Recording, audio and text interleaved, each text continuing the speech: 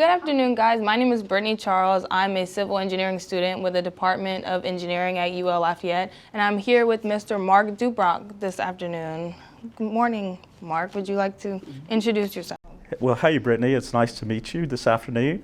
My name is Mark Dubroc. I'm a civil engineer. I've been a civil engineer my entire adult life. I worked 14 years for my father's firm. That was an established Lafayette firm, Sellers, Dubroc and Associates, for 14 years. And then Dad and I and another engineer formed Dubroc Engineering when I was 36 years old. And I ran that company for basically 23 years. And then in an active endeavor, or in an active new endeavor, I accepted the job as Public Works Director for Lafayette Consolidated Government under Joel Robideau's administration. It was a paradigm shift for me. I had to sell my interest in my company for conflicts of interest. I couldn't be both. Yeah. And so I did that. I was approaching, a long-term end of a career, and this was a really cool opportunity, I thought, to do something directly for the community. As civil engineers, we always work for the betterment of our community, but to me this was going to be a direct opportunity to do that. Unfortunately, Joel decided not to run again, and the next guy had new ideas, so I ended up back in the private sector, and I was very, very fortunate to be offered a position with Fenstermaker in a kind of unique role. I'm sort of just the old guy down the hall is my title, I think. And but I enjoy working with the young engineers, and at the present time I'm kind of spearheading a quality control program that we're trying to establish corporation-wide, departmental-wide, engineering department. Okay. So that's it in a nutshell. That was very interesting profile. So while you were introducing yourself, I actually had a question before I got into these questions.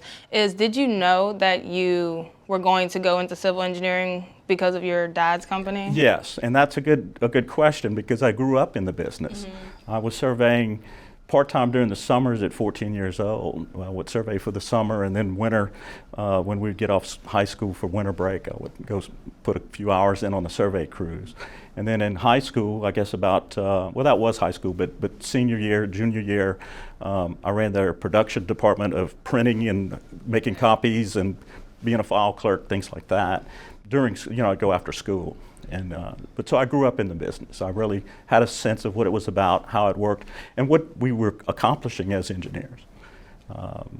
If you go back and look at various records in other engineers' office, you'll see a lot of Sellers Dubroc plans for a lot of roadways that you drive on every day. Ambassador Caffrey, Collie Saloon. I designed Veyro a few years ago when that project got built. So it's cool stuff. It is. So did they teach a surveying course whenever you attended school? So I went to the bigger school down to the east of us, and I didn't go here. Dad was an alum of UL, or USL. Okay. Actually, Dad was the last class of SLI in 1960. And but we always had a close affinity to the UL engineering department, and have long done that. So what was your question about? Did you have a surveying course when you were in college? Yes, that was a critical part of civil engineering education, was surveying, because in those days surveying and civil engineering were not separate. Okay. And now it's professionally separate. You have a separate license for land surveying and for civil engineering. So I was really excited about surveying. I always loved surveying the most. Mm-hmm. But unfortunately, when they enacted the laws that made surveying a separate profession, I didn't have the educational background. And then get caught up in life, and I didn't have time to go back to school with 3 kids and a new business. So I never actually got my surveyor's license. And it's ironic, because I really, truly enjoy surveying, certain aspects of surveying, more than anything else. But so I did take 2 basic courses of surveying, but by the time I got to college, I pretty much knew everything there was to be taught in the surveying class, except some of the note-taking and things like that. But I was an instrument man at 18, so I knew how to run the instrument. So would you say that the course was similar to what you had to do in the actual field? In surveying, yes. Okay. Yes, the surveying classes were very much oriented to your field work and your field experience. Okay, so But now I don't know what the current curriculum does, because truly land surveying the field work is one aspect of it, but the key part of land surveying is how to interpret the boundaries as they exist in the field and as they exist on the records, and to be able to discern what are the real boundaries of a particular property. Sometimes it's not a clear-cut decision, and so you need to use your professional judgment to make those calls. Okay, and you get that from the experience from actually Absolutely. being in the field. Okay, so with that, what do you wish more people knew about civil engineering? About civil engineering in particular, I wish they knew how the work that we do as a profession permeates their entire life. And civil engineering, if you think about the word civil, what does that mean? Well, that's civilization. Yeah. And so everything we do affects the physical well-being of the public and the general population.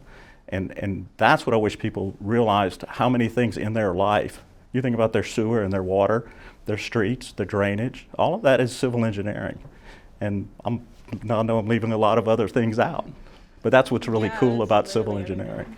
And so, yeah, so I can tell you it's pretty exciting when you finish a big highway project and you drive down it the first time. Yeah, cool. It was even nice finishing a highway project in class. Yeah. So yeah. I can imagine in and my I guess life. that would be a fictitious project, huh? But it's extremely rewarding. And you know, in my permutation as a civil, we were a design consulting firm.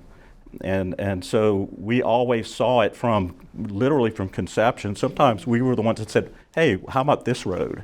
And you bring that to the governing officials and you say, hey, how about this road? And they say, yeah, that'd be a cool road. And then you get to proceed through all of the planning. Now, in 30, 40 years ago, that was a process that took about 3 weeks, and now it takes like 4 years. So it's been stretched out, and it's in the process. But you take it from that concept stage through design and then through construction, and to me, that was always the rewarding part, was seeing in construction the projects that you designed. I always enjoyed that more than anything else. So the private sector and then the government that you worked, you said the projects go from conception and then all the other steps. How different was it going from the private sector to being on the government side? It was radical difference in certain ways, and in other ways I brought a new perspective, I think, to the staff, the engineering staff, or the public works staff, I should say, because we had so many different divisions at that time. The department was maintenance and traffic and transportation, and you did drainage and roads, and all of that was one department, and now it's been divided into 3 departments. But I think my experience gave me a broader view of all of those things, whereas internally in the government, everybody has their niche that they've been in probably since they started. And so, recognizing those skill sets that they have and trying to promote them stepping out of their little world and interacting with the other departments and the other parts of the world around them, I think that's what I could bring to the department. Whereas they were more, we called it silos at that time. Okay. Everybody was working in their silo, but if you can tear down the silos and work together as a team, across agencies, across disciplines, you end up with a better product. And I always just felt like after only 2.5 years of doing that, I was just really getting started doing that.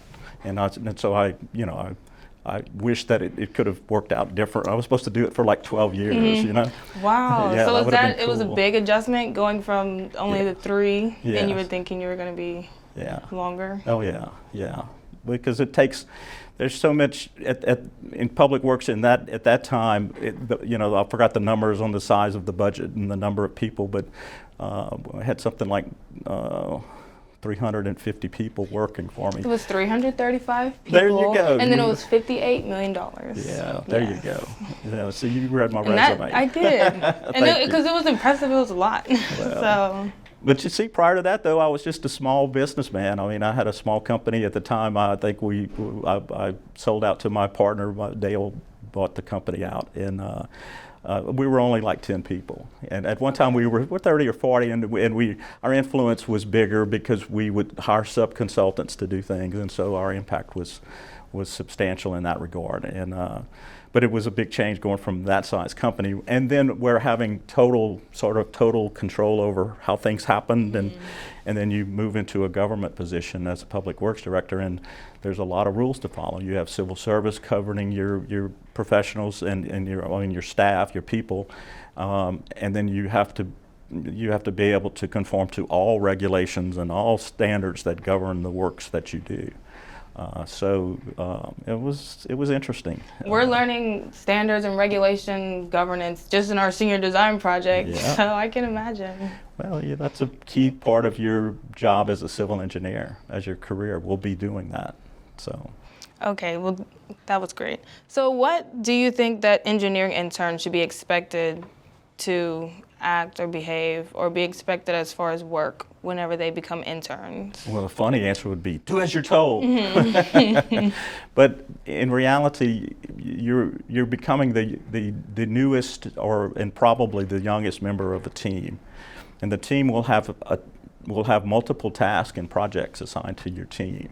And so your role is to be as proactive as you can in displaying your willingness to learn what's being done, how to do what's being done, and to do what's being done. And so a lot of it is self-driven, and it's going to be incumbent on you to step up and say, hey, I'm available, I want to learn how to do that.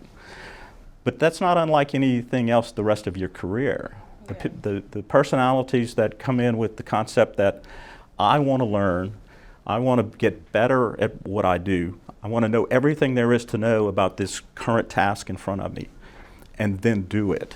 That's the people who are successful. And that's the same mindset you have after you get hired also. Absolutely.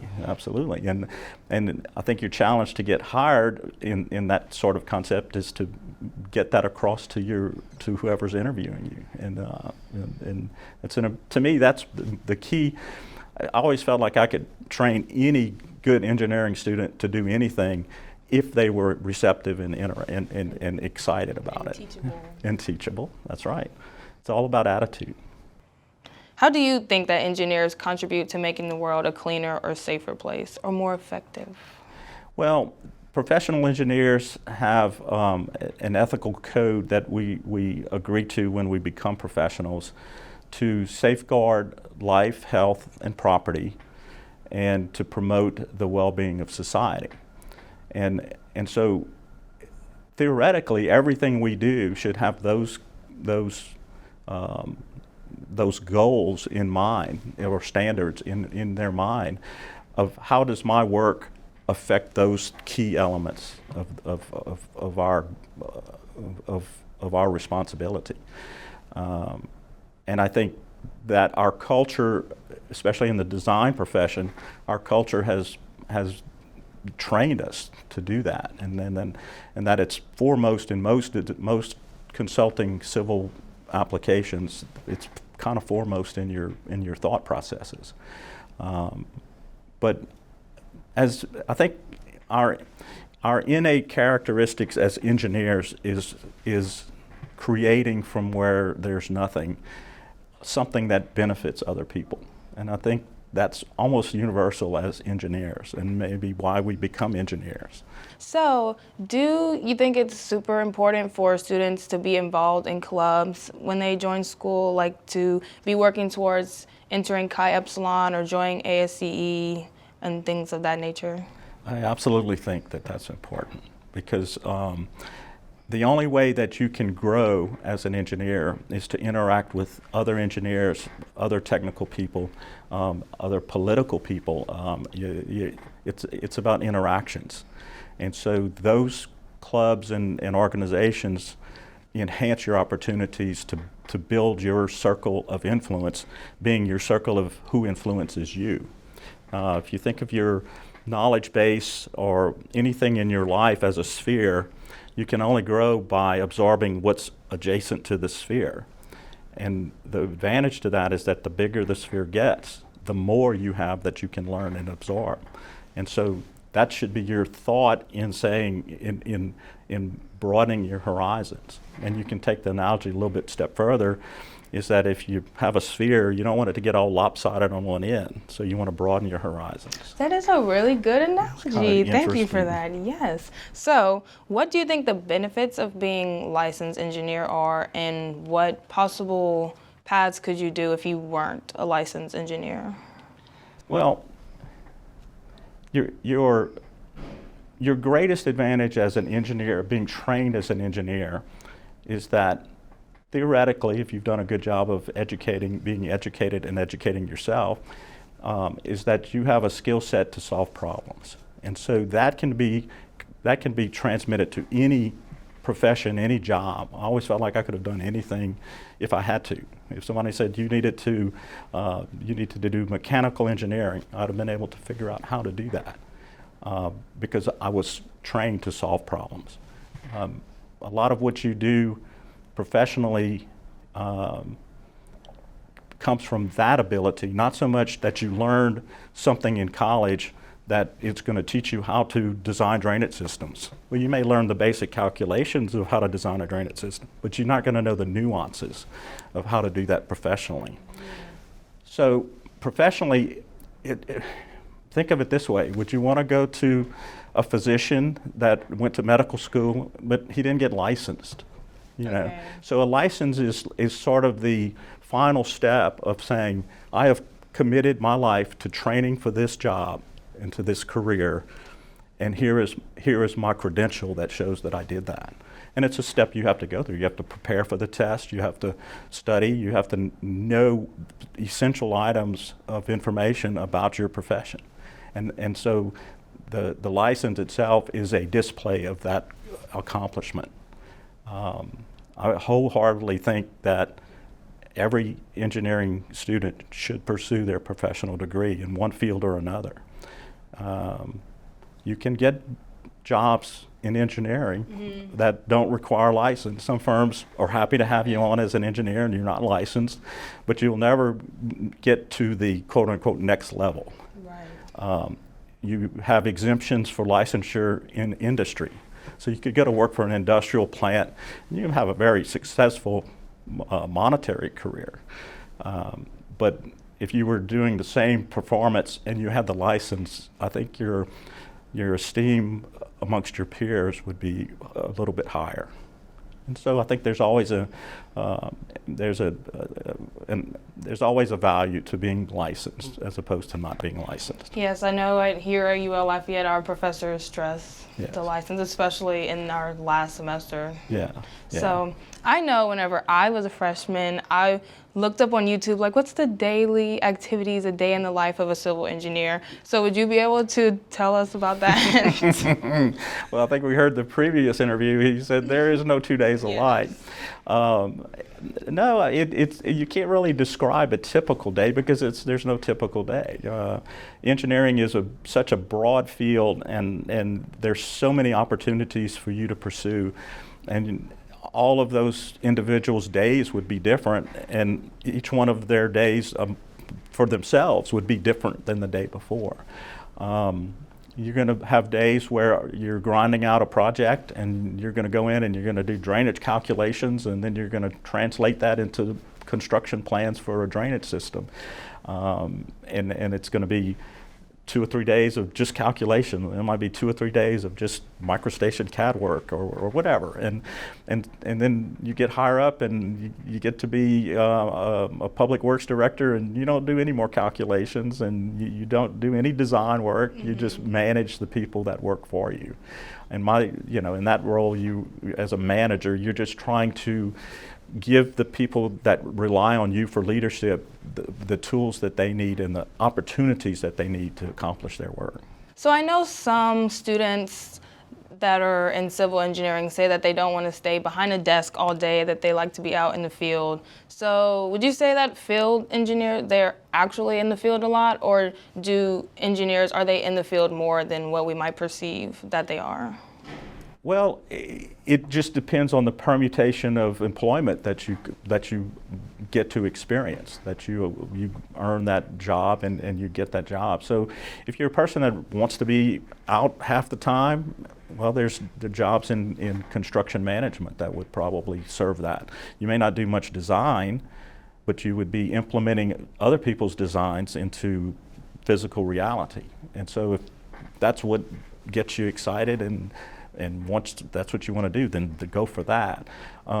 Design work is going to be largely indoors kind of work. And it'll depend on the company. I think the company that I'm with now, it's more or less compartmentalized, where you get people doing design, then you have other people doing the field management, and so you don't have you don't do both. Right. In my smaller company, because we were small and you did everything, and so you designed it, and like I said earlier, you were in the conception stage, and then you designed it, and then you put it into plans and specs, and then you managed it for the client in construction, and so you got to experience a lot of that. And that permutation of probably our project managers were probably 15-20% in the field. Okay, Just so kind of a definitely yes. not behind a desk all day All the long. time. But like you said, every day is different. So, Yeah. right. So, what are some typical areas that a company would have for an engineer to promote or grow? Well, every job that you ever take is going to have its own potentials for advancement. I think naturally, just because of the nature of the beast, a large company is going to offer you more opportunities. With that said, a 5-man firm, you come in as the young stud, and you go get it, and then you might be the heir apparent and become the next president of that company. It's really about your own attitude and your own wherewithal to learn, and your ability to implement designs and whatever the task at hand is. And so it's very much a function of your own accomplishments as you go forward. I think literally every company offers opportunities for that. But a larger company is going to provide you more opportunities. It's kind of like being a consultant. I would have had more opportunities in a bigger market. But I personally put my values in our community as a place, and sadly all of my children left town, but I always valued our community to a very high degree. I had opportunities as a young man to go to Houston, to go to Atlanta for employment, and I chose to stay in Lafayette. And then I experienced a great personal tragedy that I would have never wanted to do that in a big city. Mm-hmm. And that's where I think my love of my community came through for me and my family. And so that's what you have to do as a young engineer. Finding a job is kind of no different than finding a relationship, and that you begin your search trying to find the match, mm-hmm. and then you spend just as much time after the match to make sure that it continues to grow and develop, yes. and make it into what you want it to be. That is good. Yeah. So do you think that whenever you worked for your dad's company, had a lot of room to grow or promote? Yes. Now at times as a young engineer, I said, oh my God, this is a dead end. Mm-hmm. But it wasn't, and I don't think it ever truly is. And so you can't get cornered into your own limited exposure, your own limited thinking. Mm-hmm. You have to expand your vision and say, well, what are the priorities of my corporate leadership? What are we trying to accomplish at the corporate level? And then you say, what can I do as an individual in the company to make that happen? Now, some companies are better at identifying that than others. I think Fenstermaker has very clear-cut goals for growth and their mission statements to do good work, and so I think that kind of makes it easier for young engineers maybe to grasp, hey, this is what we're trying to do. But you can get sidetracked in your thinking, mm-hmm. and just stagnate. So it's up to you as an individual to stay vibrant and to stay engaged in it. Okay, so do you think your dad's company also is the company that inspired you to become a civil engineer? Yes, I absolutely know that. Okay. Yeah. So was like your dad's dad a civil engineer? No, or? my dad's dad was a policeman in Bunkie, Louisiana. Okay. And my dad came from very unaccomplished, plain old country folk, and He went to UL, and Dad's still alive and is one of the most inspirational engineers I ever worked for. He was truly, I mean, I always said he could have done any engineering, architecture. He's a gifted sculptor. He's an amazing man. But I always, you know, they always say the best thing I ever did was work for my dad, and the worst thing I ever did was work for my dad. Right. Because it brings a whole set of challenges. So what do you advise someone who doesn't know what field they want to be in for civil engineering when they're applying for jobs? That's a hard one, and I think one of the things that makes it challenging is that there's so many opportunities out there. It's so many options out there. Is how do you even know at age 21 or 22 what the heck you want to do the rest of your life? And the answer is you don't. And so you have to experience some of that to a degree. Now you can experience it by your own jobs that you take and experience directly. And nowadays you can do online research. I would, recommend reading the Civil Engineering magazine put out by ASCE. You read those articles and you see what other people are doing, and you'd say, hey, tunnel design, that's cool. Now, can you go to that company that designed that and say, hey, I want to be a tunnel engineer? Well, you may or may not be successful in convincing them of that. But then you could say, let me come in as I've got some experience in drainage design. Let me come in as a drainage guy, and then I'll transfer to the tunnel department. Being a little glib there, but it's kind of like dating, or building a relationship. Sometimes you gotta date a few people before you marry one. Right. So you gotta work a couple of places before you find a place. It's appropriate to go with one company and be a hydraulics designing engineer and then go to another company and do transportation? Well, it just depends on your own knowledge and your own ability to absorb knowledge. And then you've got the other aspect of selling the people that would be doing the hiring, that you can make that transition. I think it's a good place in a larger company where you can more easily move from department to department, or maybe not even move, just say, hey, let me help out on that hydrology project. There's a lot of cross-pollination in our organization at Fenstermaker that people get to do that. I consider myself a generalist. I'd be like a general practitioner as a physician, in the sense that I never did a lot of anything, but I did a lot of everything, or I should say I did a little bit of everything. Mm-hmm.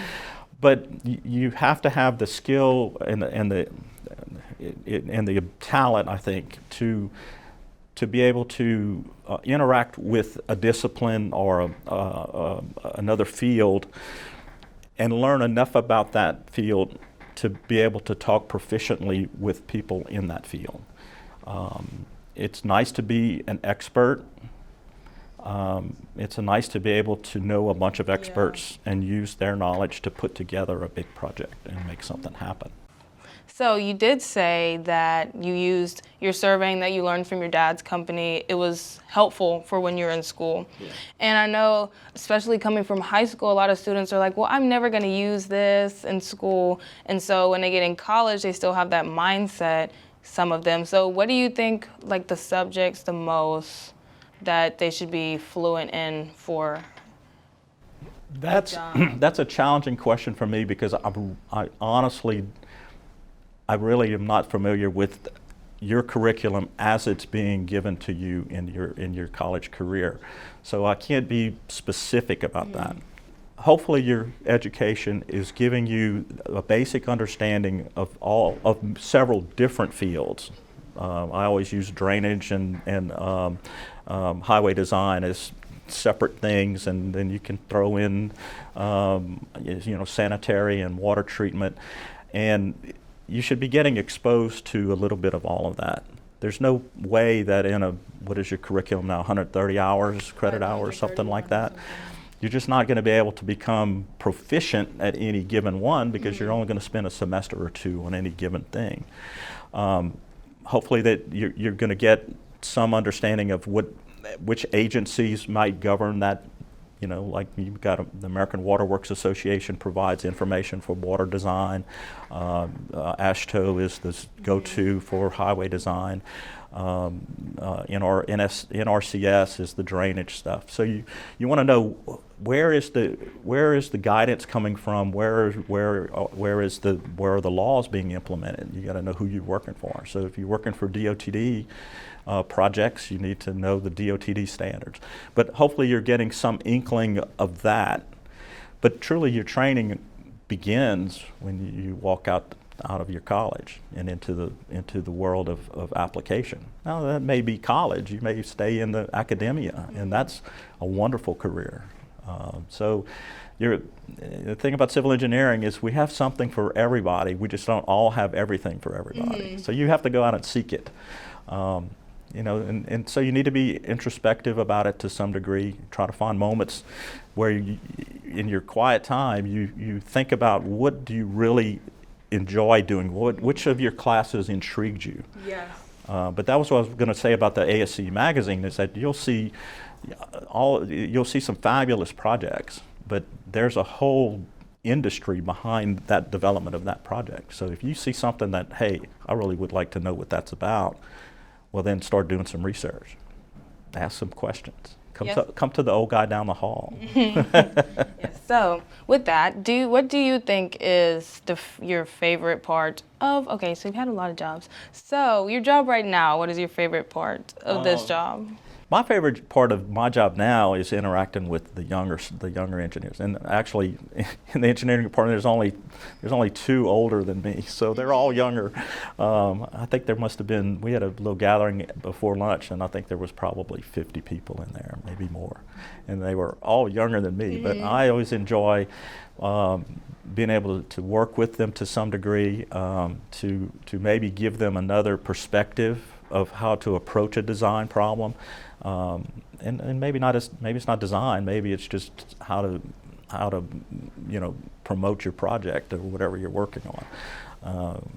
I wish they were more comfortable just coming in my door and asking me stuff, but hopefully that'll grow as I become more enmeshed in their day-to-day stuff with the quality control aspect of it. So as a younger engineer, what was your favorite part of the job? My favorite part of the job was always seeing it built, and so I always hold my hat on Camellia Boulevard between College Saloon and Vero as just a wonderful roadway extension project that was super. We did a lot of widening projects when we widened College Saloon Road, later on widened Vero School Road. Those are all really great projects, and so that's fun. As a owner of a company, though, I always went to bed comfortable knowing that I had provided for my staff the challenges and the tasks and the opportunities for them to make a good living for them and their families. And so I think as a small business owner and as a large business owner, I think there's a great satisfaction in that. So those are all good positive things. Thank you. Thank you so much for your time this afternoon. And we thank you guys for watching, and we hope to see you at the Engineering and Technology Expo.